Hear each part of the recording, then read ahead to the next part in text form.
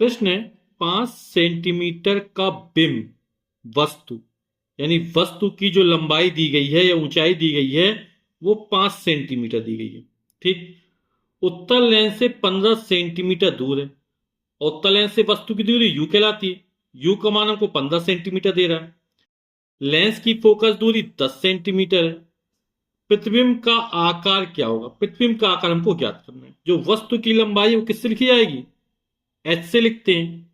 वस्तु की ऊंचाई, और वस्तु की ऊंचाई एच बराबर हो जाएगा 5 सेंटीमीटर। ठीक। उत्तल लेंस से 15 सेंटीमीटर दूर रखिए। जो स्मॉल यू का मान होगा वो 15 सेंटीमीटर होगा। आप लोग जानते हैं वस्तु हमेशा लेंस या दर्पण के बाईं ओर रखी जाती है। यू का मान हमेशा ऋणात्मक होता है चिन्ह परिपाटी के अनुसार। लेंस की फोकस दूरी एफ का मान हमको 10 सेंटीमीटर दे रहा है। प्रतिबिंब का आकार क्या होगा? यानी एच डैश का मान हमको ज्ञात करना है। ठीक। आप सीधे प्रतीक भी लिख सकते हैं, इसके लिखने की कोई आवश्यकता नहीं है। आपको समझ में आए इसलिए मैंने लिख दिया है ना। तो प्रतिबिंब का आकार या प्रतिबिंब की ऊंचाई एच डैश हमको ज्ञात करना है। तो यू दिया है, एफ दिया है। लेंस से प्रतिबिंब कितनी दूरी पर बनेगा, यानी कि स्मॉल वी का मान पहले ज्ञात कर लेते हैं। तो लेंस का सूत्र लगा देते हैं। लेंस का सूत्र क्या कहता है? 1/v माइनस 1/u बराबर 1/f। तो लेंस का सूत्र है 1/v माइनस 1/u बराबर 1/f। तो वी यू एफ के मान रख देते। वी का मान को ज्ञात करना तो इसी तरह रहेगा माइनस 1/u। यू का मान है माइनस का 15 सेंटीमीटर। एफ का मान है 10। माइनस माइनस प्लस हो जाएगा, उसका पक्षांतर करेंगे उस तब तो फिर माइनस हो जाएगा। तो हो जाएगा 1/v। समझ गए ना आप लोग? 1/10 है, ये पहले से दिया था। माइनस माइनस ये प्लस 1/15 हो जाएगा। जब हम बराबर के उस तब ले जाएंगे तो फिर माइनस का 1/15 हो गया। 10 और 15 का लघुत्तम कितना आएगा? 30 आ जाएगा। 10 का भाग 30 में आएंगे, 10 तिया 30, 3 बार जाएगा। 3 का अंश में गुणा, 3 एकम 3, माइनस था माइनस लगाया। 15 का भाग 30 में देंगे, 15 दूनी 30, 2 बार जाएगा। 2 का 1 में गुणा, 2 एकम 2 हो जाएगा। तो 1/v बराबर निकल आएगा, 3 में से 2 जाएगा तो 1/30। क्रॉस गुणा कर देंगे तो v एकम v, 30 एकम 30।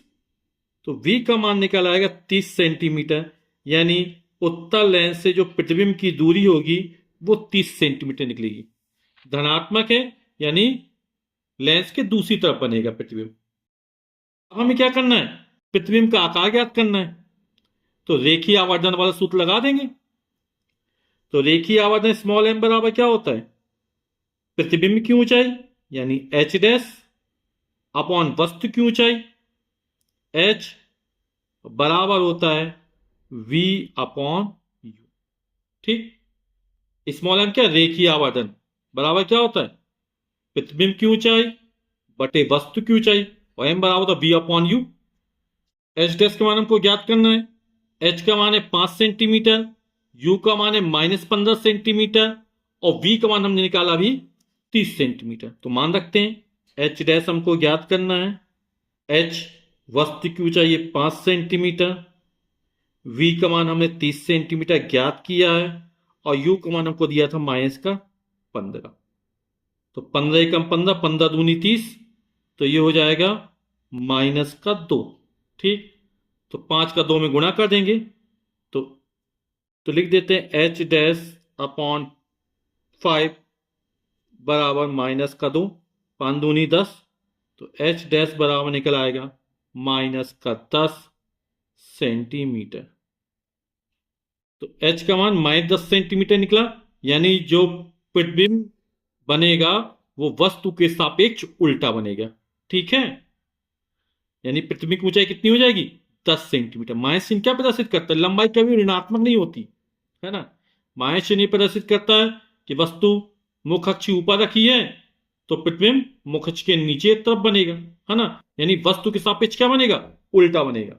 तो प्रतिबिंब का आकार कितना होगा? 10 सेंटीमीटर होगा। तो प्रश्न पूछा गया था प्रतिबिंब का आकार क्या होगा, तो उत्तर होगा प्रतिबिंब का आकार 10 सेंटीमीटर होगा, यही हमारा उत्तर हो जाएगा।